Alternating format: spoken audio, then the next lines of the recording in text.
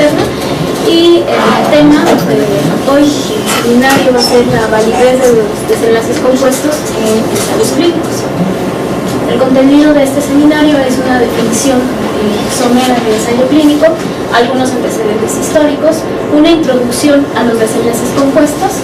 Vamos a responder la pregunta: ¿por qué el uso de los desenlaces compuestos va en aumento en los últimos años? Las precauciones que debemos de tener al utilizar desenlaces compuestos en la toma de decisiones, preguntas a realizar al momento de evaluar un estudio de esta naturaleza y las conclusiones. De forma internacional, se acepta que la definición de ensayo clínico va a ser cualquier investigación realizada en seres humanos que va a surgir como la respuesta científica a la necesidad ética de garantizar la eficacia y la seguridad de las intervenciones. Por lo tanto, va a proporcionar un método controlado, un método objetivo, reproducible para medir los efectos del tratamiento, permitiendo establecer una opinión objetiva sobre su utilidad y sobre todo en la toma de decisiones. El primer esbozo de un ensayo clínico lo encontramos en la Biblia, en el libro de Daniel, 146 años antes de la era cristiana, con el rey Nabucodonosor el Grande. Este rey tomó una proporción de sus súbditos, a unos les dio de comer de forma adecuada, a otros les restringió el alimento, y con el paso del tiempo se fue dando cuenta de las diferencias en la condición de estos pacientes, sobre todo en la salud y en la mortalidad de cada uno de ellos. No es sino hasta 1754 con el cirujano James Lind, durante un viaje por el Atlántico, en donde se enfermaron 12 tripulantes de escorbuto. Este cirujano pues decidió dar la mitad de del tratamiento, es decir, naranja y limón, a la mitad de los tripulantes que se enfermaron. La otra mitad la dejó sin tratamiento y en libre evolución, y al terminar el viaje él escribió sobre cada uno de los pacientes y se dio cuenta que los que habían recibido el tratamiento de naranja con limón pues habían evolucionado de una forma completa y hacia la mejoría. En el año de 1865, y con el antecedente del cirujano Lind, el científico Claude Bernal escribe la introducción al estudio de la medicina experimental, y él propone una experimentación comparativa como regla para investigar la efectividad de intervenciones terapéuticas. En el año de 1865, otro cirujano francés, Louis, propone el método numérico para evaluar el efecto comparativo de las intervenciones clínicas, que es la base del método estadístico, y no es sino hasta el año de 1948 cuando aparece el primer ensayo clínico por el doctor Hill. Este doctor, entre las primeras dos guerras mundiales, trabajaba en un comité británico. Ellos tomaron a pacientes con tuberculosis miliar y tuberculosis meningia. A unos les agregaron la streptomicina, a otros se las retiraron, y pues bueno, fueron viendo la evolución. El doctor Hill ideó un método de aleatorización y contrató a 3 médicos, 2 radiólogos, un médico general. Ninguno de los 3 sabía qué pacientes habían recibido la streptomicina y qué pacientes no la habían recibido. Por lo tanto, en el año de 1948 apareció el primer ensayo clínico controlado, ciego y aleatorizado. A partir de 1948 aparecieron una serie de publicaciones muy grandes, muchísimos estudios para tratar de mejorar la forma en que se llevarían a cabo los ensayos clínicos, y esto es hasta nuestra época, en donde vemos que la publicación de un ensayo clínico controlado debe comunicar al lector de manera clara por qué el estudio fue llevado a cabo y cómo fue conducido y analizado. Hay muchísimos grupos en el mundo que se dedican a esto. Uno de los más importantes son el grupo CONSOL, que son guías clínicas internacionales que te dan sugerencias en base a diversos estudios de cómo puedes realizar un ensayo clínico. Definitivamente una de las cosas más difíciles al momento de decidir realizar un ensayo clínico pues es la elección del resultado primario. El resultado primario puede ser un desenlace único, es decir, como, no sé, enfermedad coronaria, como revascularización coronaria, o bien un desenlace compuesto, que es el motivo de nuestro seminario, en donde todos estos se juntan en un solo resultado y hacen uno solo para traducirse en un desenlace compuesto. Un desenlace compuesto consiste en la combinación de múltiples desenlaces únicos para confrontar una droga investigada con un alto número de eventos esperados durante el estudio. Una vez más, por ejemplo, muerte es un resultado, hospitalización es un resultado y juntos constituyen un desenlace compuesto. No se sabe a ciencia cierta quién propuso el término de desenlace compuesto. Fue a partir del año de 1990 en que empiezan a aparecer en diversos artículos o a proponer en diversos artículos esta estrategia de análisis estadístico. A partir del año 2000 ya empiezan a aparecer los primeros ensayos clínicos controlados utilizando desenlaces compuestos. ¿Por qué el uso de los desenlaces compuestos va en aumento en los últimos años? Bueno, empecemos porque en ocasiones los efectos beneficiosos observados como consecuencia de la comparación de un tratamiento nuevo con una terapia ya establecida, con una terapia estándar, limitan la probabilidad de proporcionar diferencias significativas entre efectos y tratamiento. ¿Qué resulta de esta situación? Bueno, pues que se requieran grandes tamaños de muestra que obviamente aumente el costo y que aumente la duración del estudio. Dado el escenario anterior de la diapositiva anterior, con grandes tamaños de muestra, el aumento del costo, el aumento de la duración del estudio, tenemos tres escenarios. Conseguir los recursos para alcanzar el tamaño muestral, que muchas veces no se puede alcanzar. Aumentar el tiempo de seguimiento y obviamente todo lo que implica aumentarlo, y utilizar desenlaces compuestos. En las últimas fechas se constató en el año 2008 por la revista Annals of Internal Medicine que por lo menos 12 de las 14 revistas más importantes de cardiología, todas las revistas eran indexadas, utilizaban desenlaces compuestos. Y el resultado de este análisis pues fue bastante escandaloso porque el 73% de estas revistas utilizaban desenlaces compuestos como punto primario, independientemente de los resultados que llegaron a obtener. ¿Cuáles son las ventajas de utilizar los desenlaces primarios? ¿O cuáles fueron las ventajas que los investigadores observaron? Pues primero que nada, el tamaño de la muestra. Nosotros sabemos que el tamaño de la muestra es o depende del número de veces que se espera por el desenlace. De tal manera que el tamaño de la muestra va a disminuir si aumenta la frecuencia de los eventos. ¿Y en dónde participa aquí los desenlaces compuestos? Bueno, que al tener un desenlace compuesto, es decir, varios resultados unidos, se van a sumar los eventos que aporta cada uno de los componentes. Por ejemplo, supongamos que tenemos una intervención A cualquiera.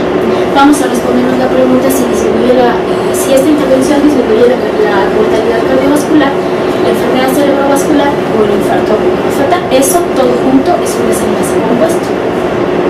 Supongamos entonces que se calcula un riesgo relativo del 20% de reducción de cada uno de los desenlaces primarios con un poder estadístico calculado del 80%, un error tipo 2 del 20%, un error tipo 1 del 5%. Se calcula entonces en nuestro caso hipotético que por lo menos para infarto se necesitan 1000 pacientes, que por lo menos para EBC 5000 pacientes y que para mortalidad cardiovascular en nuestro caso hipotético se calculan 20.000 pacientes. Tomamos la decisión entonces de utilizar desenlaces compuestos y la proporción de pacientes que durante el seguimiento sufrirán alguno de estos eventos pues claramente va a ser sustancialmente mayor, lo que va a conducir a una disminución del tamaño de muestra que será menor mientras mayor correlación entre sus componentes. De tal manera que con una reducción del riesgo del 20% y utilizando la estrategia del desenlace compuesto, únicamente vamos a requerir 1000 pacientes. Eso va a disminuir el costo y eso va a disminuir la población. ¿Qué ventajas entonces tenemos? Va a incrementar la precisión estadística al aumentar la tasa de eventos y evidentemente nuestro caso hipotético se va a hacer más pequeño, se va a hacer menos costoso y los resultados pues obviamente vamos a tenerlos disponibles mucho más rápido que teniendo una muestra de más de 20.000 pacientes. Estas ventajas que nosotros encontramos en nuestro caso hipotético son las mismas ventajas que se reportan a nivel mundial de los desenlaces compuestos. cualquier revisión que ustedes lean, van a ver que estas dos ventajas son las más importantes, y una tercera que vamos a mencionar a continuación, que es el efecto neto de la intervención. Supongamos que la intervención en total se asocia con un riesgo clínicamente significativo y que el desenlace compuesto pues resulta significativo. Entonces, a primera instancia, leyendo el abstract y únicamente los resultados, decimos que la intervención pues va a ser efectiva. Vamos a poner un ejemplo con este estudio, es el estudio ACEM, que salió en el año 2003, en donde pacientes con infarto al miocardio se les administró Tenecteplasa junto con enoxaparina de bajo peso molecular o heparina convencional. Fue un ensayo clínico controlado abierto de eficacia y seguridad. Su desenlace compuesto de eficacia fue mortalidad a los 30 días, infarto no fatal, isquemia refractaria. Su desenlace compuesto de seguridad fue hemorragia intracraneal y hemorragia navicular. Al grupo 1, como les había dicho anteriormente, les dieron Tenecteplasa con enoxaparina, al grupo 2 se les dio Tenecteplasa con heparina no funcional. Y vean los resultados. Resultó que el tratamiento habitual siguió siendo superior al tratamiento nuevo, que en cuanto al desenlace de seguridad, el tratamiento nuevo resultó ser por lo menos un poquito más seguro para hemorragia intracraneal. Y vean lo que sucedió con el efecto neto del desenlace compuesto. Resultó que no era efectivo, que la terapia no era ni eficaz ni era segura. Y la conclusión de este estudio fue: no sirve el tratamiento nuevo, a pesar de que los autores no discutieron este resultado, por lo menos de seguridad. ¿Qué precauciones debemos tener al utilizar desenlaces compuestos en la toma de decisiones? Bueno, primero que nada es que se requiere que todos los componentes de un desenlace compuesto sean analizados de forma separada, y se deberá estar siempre alerta para observar si los efectos del tratamiento afectan a todos los componentes o solamente a un único desenlace. En la literatura biomédica se reporta que no siempre el componente individual seleccionado de un desenlace compuesto es clínicamente significativo. De hecho, este es el escenario más frecuente de un estudio con un desenlace compuesto. Desenlaces menos importantes constituyen muchas veces la mayoría de los eventos. Tanto tener esto como tener lo siguiente, pues eso induce a error en el estudio, a error de interpretación del lector y del investigador. Vamos a presentar dos estudios en donde analizaron diversos desenlaces compuestos. Hay muchísimos estudios en la literatura mundial. Nada más vamos a incluir dos por cuestión de tiempo, pero son los dos más representativos y más completos. El primero fue publicado hace 3 años en el British Medical Journal por la doctora Gloria Córdoba. Fue una revisión sistemática de ensayos clínicos publicados en el año 2008. Se eligieron 14 revistas, todas ellas indexadas. Los criterios de exclusión para este estudio fueron que no fueran ensayos clínicos, que el desenlace compuesto también se incluyera en el objetivo secundario, que el desenlace compuesto fueran 3 o más elementos y que los datos estuvieran incompletos desde el abstract hasta la discusión. Bueno, encontraron 212 estudios, únicamente por las características anteriores, y por otras fueron escogidos 40. Resultó, y ellos encontraron, que las revistas que más publicaban, por lo menos del 2000 al 2008, desenlaces compuestos, fue New England y JAMA, y sobre todo de temas de cardiología. 29 estudios de 40 eran del área de cardiología. Esto constituye hasta el 73% de los estudios. 24 de estos 40 estudios fueron patrocinados por la industria, es decir, más de la mitad, el 60%. ¿Y qué fue lo que reportaron o cuál fue el resultado? Esta es una tabla de resumen de todo el estudio. Vamos a ver primero la definición del desenlace. ¿Qué pasó con el componente más importante del desenlace compuesto?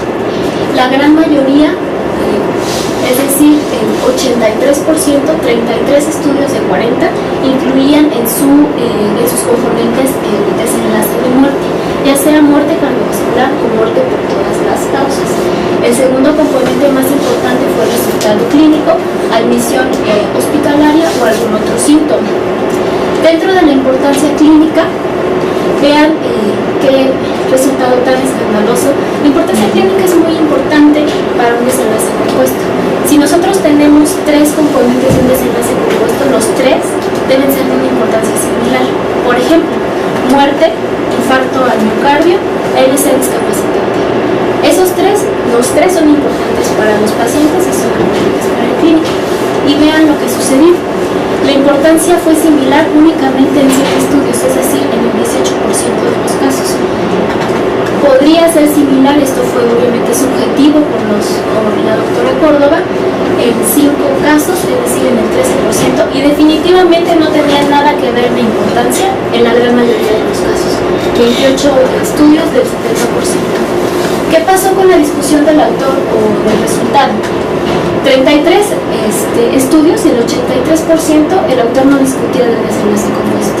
A pesar de que la gran mayoría era no similar, el autor no puso nada acerca de este desenlace, únicamente un estudio, es decir, el 3%, tuvo una explicación justificada y obvia de por qué utilizó un desenlace compuesto, y nada más de los 40 estudios, 6 reconocieron que a pesar de que habían tenido un resultado positivo, tenían problemas porque sus resultados pues habían sido dentro del espectro de un desenlace compuesto. Al momento de reportar el desenlace compuesto, la concordancia entre el resumen, los métodos y finalmente los resultados fueron en la mitad de estos estudios, 27 estudios, un componente inconsistente, inconsistencia mayor, es decir que por alguna razón durante los estudios se sumó un componente o se borró alguno de ellos. Fue en 5 casos del 7-13%, una inconsistencia menor, es decir, cambios de redacción ambigua, en 8 casos el 20%.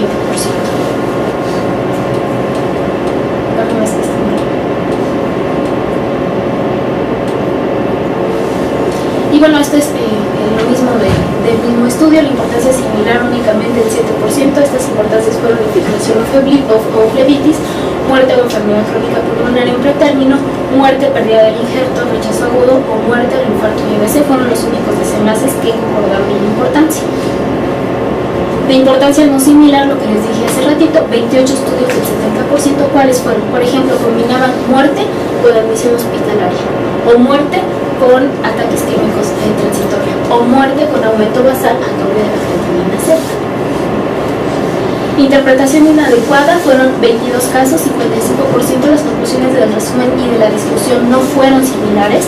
En el 82% de los casos no aclaran por qué la intervención no tuvo un efecto neto en el componente más importante, que casi siempre es muerte, y únicamente 3 estudios fueron estadísticamente significativos para los desenlaces más importantes. Los desenlaces más importantes eran muerte o muerte cardiovascular.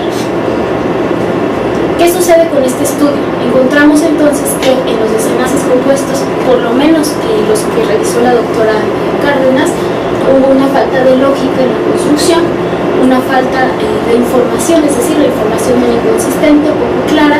3 estudios tuvieron que utilizar post-hoc para poder validar sus resultados, y hubo muchos resultados favorables que finalmente se comprobó que estudios posteriores no eran así. ¿Qué riesgo tenemos entonces cuando los desenlaces compiten y es necesario preocuparse si un desenlace compuesto camufla un desenlace individual negativo o bien diluye el efecto de un tratamiento a la mortalidad? El siguiente estudio es del Dr. Ferreira y su equipo. El Dr. Ferreira es uno de los investigadores clínicos que se ha dedicado a los desenlaces compuestos, uno es que es prácticamente el único que más publicaciones tiene acerca de estos desenlaces. Él en varias revistas todas indexadas buscó artículos de enero de 2001 como de 2003, tuvo la peculiaridad de clasificar a los desenlaces compuestos como desenlace muerte, desenlace crítico, desenlace mayor, desenlace moderado, desenlace menor. Se basó en una publicación del año 2000 de Merkel para poder clasificarlos.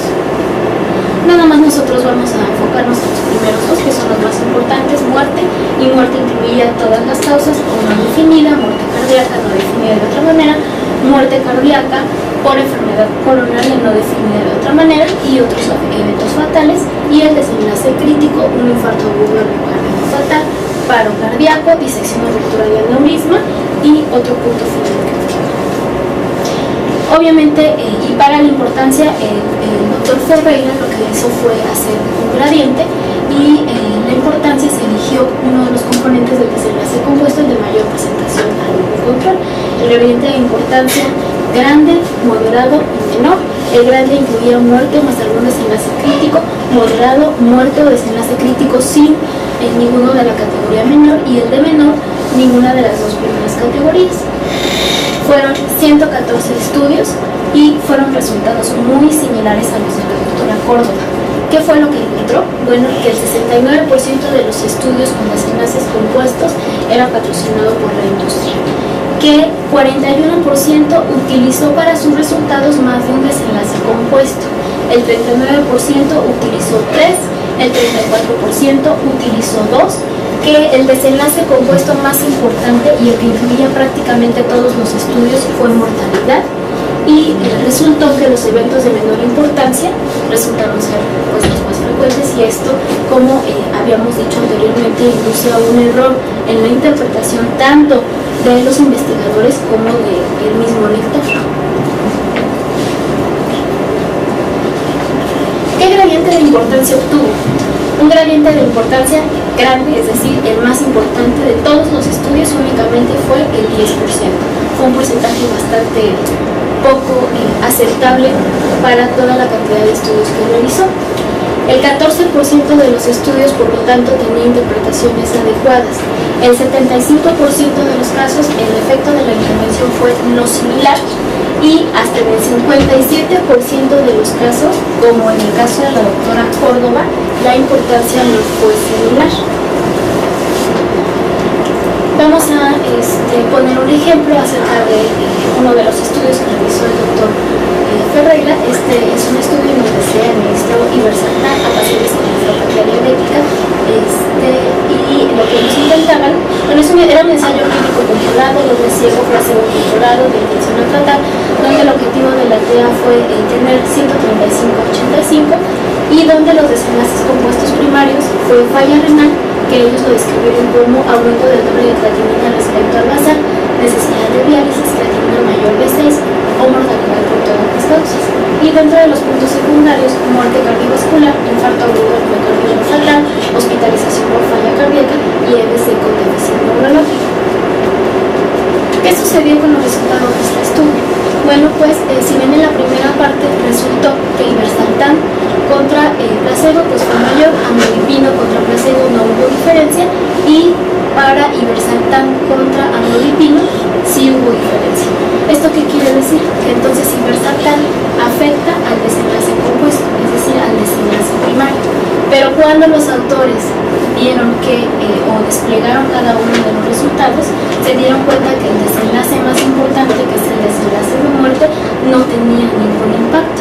Ellos aclararon inclusive en el abstract y durante todo el estudio que su desenlace objetivo o su desenlace más importante era muerte. Y al analizarlo por separado del desenlace compuesto, resultó que esto no era significativo. A pesar de este resultado, si ustedes leen este estudio, en las conclusiones los autores dicen que sí, que el ivermectin disminuye la muerte por cualquier causa, porque el desenlace compuesto resultó positivo, a pesar de que el resultado por separado fue totalmente negativo. Entonces, cuando el gradiente de importancia para el paciente es grande y por ende los eventos más importantes son frecuentes y además se muestran efectos de tratamiento insignificantes, el uso de desenlaces compuestos puede inducir a un error muy importante, que es el error de la interpretación, tanto para los autores como para el investigador. Por lo tanto, lo que tenemos que hacer es reportar datos completos para estimación adecuada, así como restricción para desenlaces de importancia, y en el contexto en el cual ellos participan, en el contexto en el cual ellos anticipan que los más importantes contribuirán con una gran proporción de eventos en su estudio. ¿Qué precauciones tenemos que tener? Bien, que la importancia de los distintos componentes sea similar, que fue lo que expliqué hace un momento. Hasta el 54% de los casos no es así, inclusive hasta más. Tenemos que fijarnos que los componentes ocurren con una igual frecuencia, Esto suele inducir error porque como el componente de mortalidad es el que más se usa, se mezcla con otros que a lo mejor no son tan frecuentes y eso induce a un error en la interpretación y que los componentes tengan el mismo efecto en la teoría y en la práctica. Vamos a poner dos estudios muy rápidos acerca de las precauciones que debemos de tener. El estudio HOP fue un estudio en donde se administró ramipril en pacientes con riesgo cardiovascular. Fueron 9.297 pacientes con factores de riesgo cardiovascular. Su desenlace compuesto fue infarto al miocardio, EBC discapacitante y muerte cardiovascular. El estudio DREAM fue un estudio de 5.269 pacientes con enfermedad cardíaca documentada e intolerancia a la glucosa. A estos pacientes ya sea se les administraba rosiglitazona o se les administraba placebo y su desenlace compuesto fue diabetes o muerte. Los componentes entonces de estos estudios son de igual importancia, pues resultó que no. Para el estudio HOP era de igual importancia tener muerte cardiovascular, EBC discapacitante o infarto agudo al miocardio, pero para el estudio DREAM sus desenlaces no tenían el mismo gradiente de importancia. Uno era diabetes mellitus y otro era muerte. Los componentes del desenlace compuesto ocurren con la misma frecuencia, pues resultó que para el estudio HOP la presentación de los componentes de los tres era de 10 a 12.3%. Para el estudio DREAM quiero que vean la inmensa diferencia que hay entre cada uno de ellos. La muerte se presenta en 1.3% para la población estudiada y diabetes mellitus tipo 2 se presenta en un 25%. Entonces esto es un desenlace compuesto que no ocurre con la misma frecuencia y entonces cuantas más veces ocurran con la misma frecuencia, mayor precisión y menor probabilidad de error de interpretación. La intervención es similar para cada uno de los componentes. Bueno, primero veamos el estudio HOP, donde sí hubo un resultado similar, tanto para el desenlace compuesto como analizando cada uno de los resultados, infarto, EBC y muerte cardiovascular. ¿Qué pasa con el estudio DREAM? Aquí la intervención no fue similar, y no fue similar porque tomaron dos resultados que no tienen igual importancia y no tienen la misma frecuencia. Entonces vean cómo el resultado de diabetes mellitus, tanto de diabetes mellitus y de muerte, pues obviamente era abismal la diferencia, no se presentó igual. Aún así, la conclusión de los autores fue que la administración de rosiglitazona, 8 miligramos por día, reduce en un 60% el riesgo de desarrollar diabetes o morir. O sea, si yo le administro rosiglitazona a cualquiera con intolerancia, voy a tener una disminución de la muerte. Y estos autores fue uno de los estudios que apareció en el Lancet que no tomaron en cuenta los riesgos de utilizar un desenlace compuesto y llegaron a esta conclusión, y de hecho estudios en ese mismo año que se publicaron lo mencionaban como una posibilidad de tratamiento. ¿Qué desventajas tenemos entonces ante los desenlaces compuestos con todos los artículos antes mencionados? Bueno, pues que hay errores en la interpretación, muchísimos errores. Esa es la desventaja más frecuente y más desastrosa y más que más se reporta últimamente es el error de la interpretación. Otra va a ser la heterogeneidad cualitativa. Esto se refiere a la importancia de cada uno de los componentes, que por ende esto va a traer con un enmascaramiento de un efecto que pudiese ser perjudicial. Y una extrema situación de los desenlaces compuestos es que uno de los componentes puede ir en dirección opuesta. Entonces aquí la estimación del efecto del tratamiento no va a ser uniforme en cada uno de los componentes. Cuanto mayor sea el número de los desenlaces compuestos, habrá mayor dificultad para interpretarlos y pues obviamente con todo lo anterior y con todas las desventajas, pues vamos a tener que los resultados van a ser muy vulnerables y que van a resultar perjuicio de cada investigador. ¿Qué preguntas nos tenemos que realizar al momento de tener nosotros un estudio con desenlace compuesto? Bueno, pues la primera pregunta que nos tenemos que hacer es si realmente el desenlace compuesto previene una enfermedad. La segunda pregunta es si son válidos los componentes del desenlace compuesto si son biológicamente plausibles y si son de igual importancia para los pacientes. Cuando sean de igual importancia para los pacientes, sean plausibles y sean biológicamente plausibles, pues entonces van a ser válidos que nosotros utilicemos ese tipo de desenlaces compuestos. La tercera pregunta es si los resultados son los resultados clara y clínicamente significativos. Proporcionan ellos las bases para decisiones terapéuticas y apoya cada desenlace simple el resultado global. Esta pregunta es de suma importancia. Si de forma global el resultado es positivo, entonces lo más lógico es que de forma individual también sea positivo y no negativo, y entonces caigamos en un error de interpretación.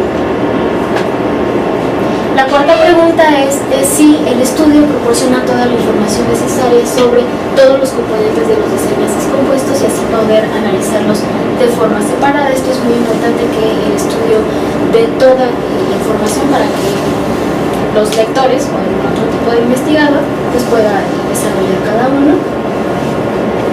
¿Afectan los resultados del tratamiento a todos los componentes o solamente a un único desenlace? Es la quinta pregunta.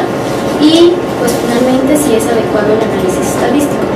El análisis estadístico de un desenlace compuesto es inmenso. De hecho, ni siquiera hay ningún estudio que apoye algún análisis estadístico para el desenlace compuesto.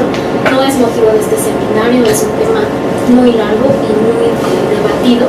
Entonces, finalmente, si nosotros tenemos un desenlace compuesto con todas las características anteriores, pues también podemos inducir a un error en la forma de análisis estadístico de los autores. No hay una regla, no hay una base, no existe para los desenlaces compuestos. Entonces, finalmente también lo que nos puede afectar pues, es la interpretación de los mismos. Y al momento ya de tener nuestro desenlace compuesto es si resuelve el problema médico. Y bueno, dentro de las conclusiones podemos ver que los desenlaces compuestos son una herramienta útil, son una alternativa estadística para facilitar la publicación de ensayos clínicos. No existen estudios al momento publicados que garanticen el éxito de utilizar un desenlace compuesto.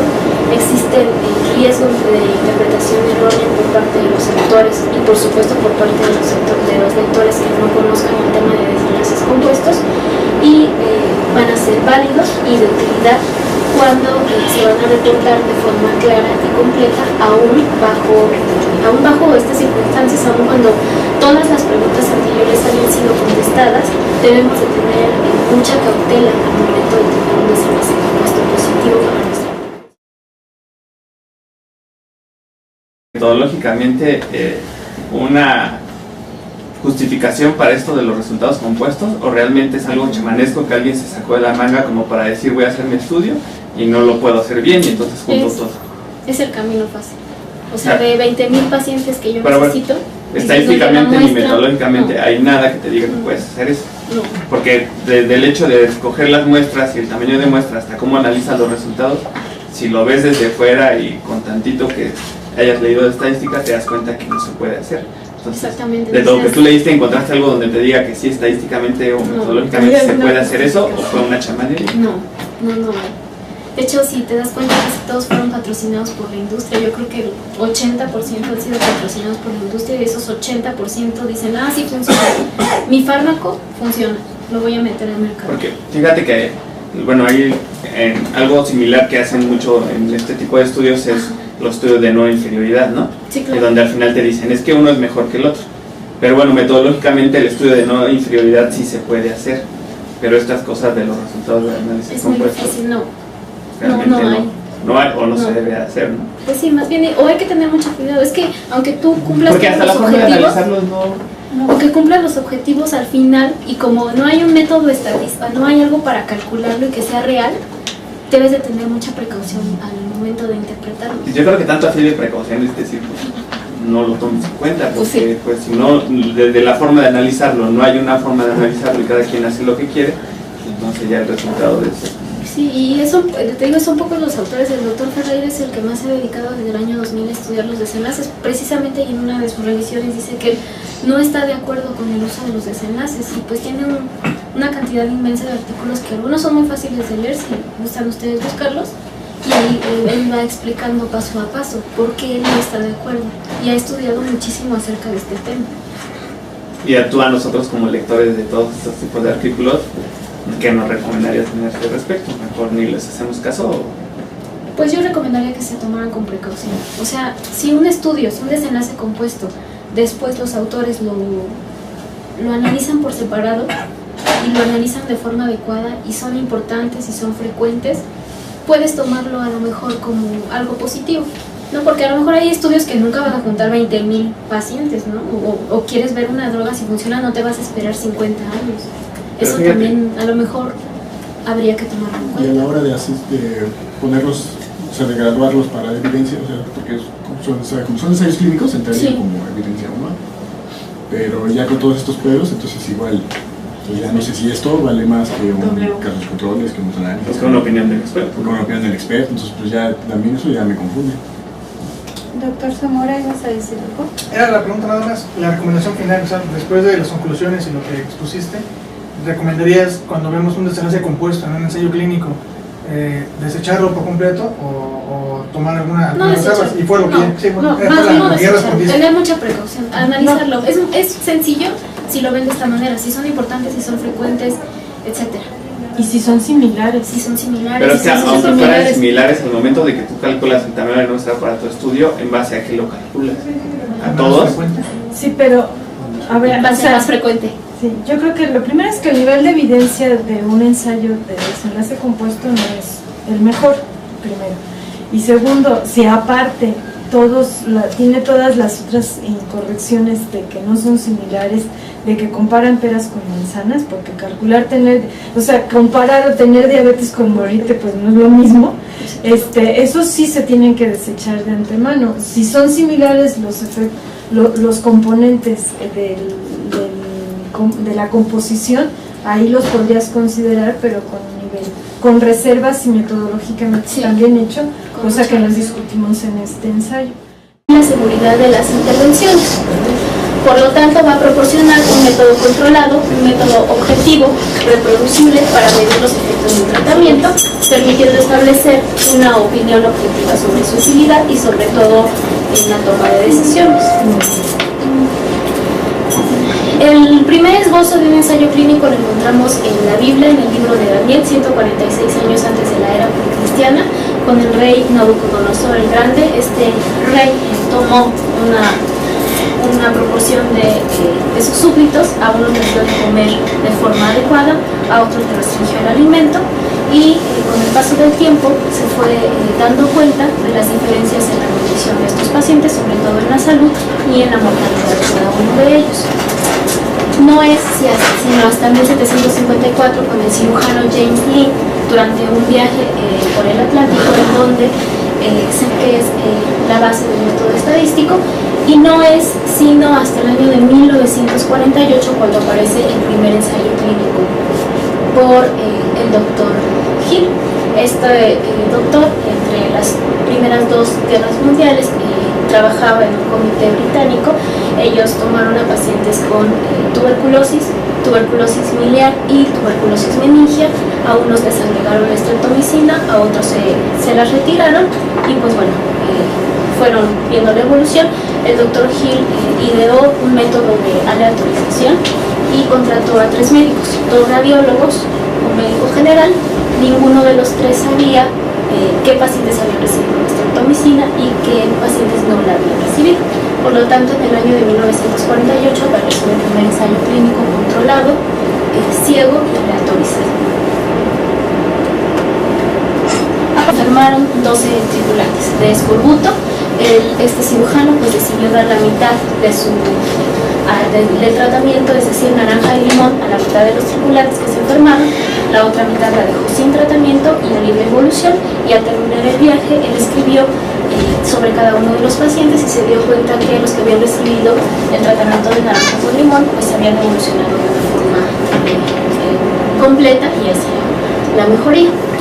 En el año de 1865, y con el antecedente del cirujano Lin, el científico Claude Bernal escribe la introducción al estudio de la medicina experimental, y él propone una experimentación comparativa como regla para investigar la efectividad de intervenciones terapéuticas. En el año de 1865, otro cirujano francés, Louis, propone el método numérico para evaluar el efecto comparativo de las intervenciones clínicas.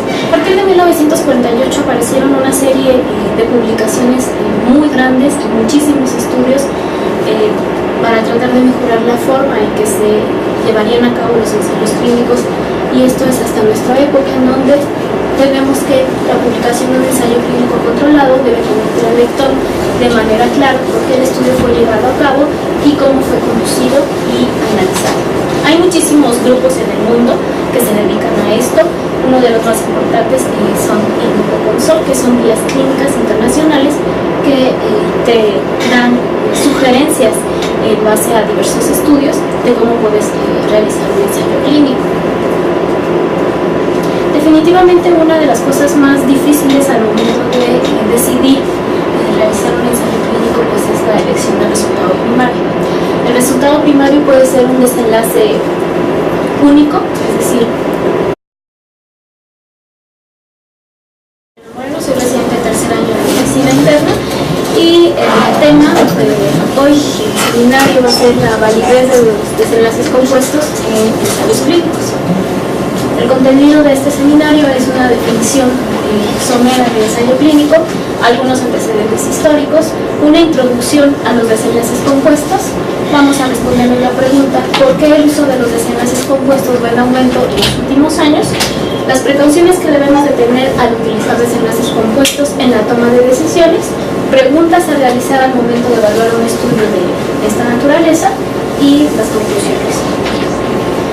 De forma internacional, se acepta que la definición de ensayo clínico va a ser cualquier investigación realizada en seres humanos que va a surgir como la respuesta científica a la necesidad ética de garantizar la eficacia y